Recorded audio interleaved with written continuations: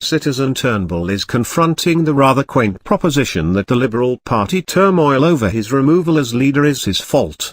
It was his fault, runs the warped logic, because he hadn't resigned when his Liberal foes wanted.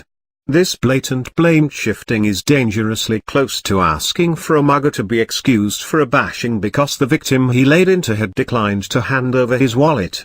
The critics of Malcolm Turnbull post-Prime Ministership have got it wrong. He didn't cause the turmoil, but he is going to use it to name and rebuke those still in Parliament who should be in the dock. He today made two key points. One is that a small group on the Liberal benches, but also among the Nationals, forced their views on the majority by threatening to cross the floor on such issues as energy policy. The government was captive to serial acts of petty extortion. Second, he made clear his belief the policies of the anti-Turnbull group were harming the government's electoral chances, taking a shot at former Nationals leader Barnaby Joyce for wanting new coal-fired power stations when electorates were looking at renewables.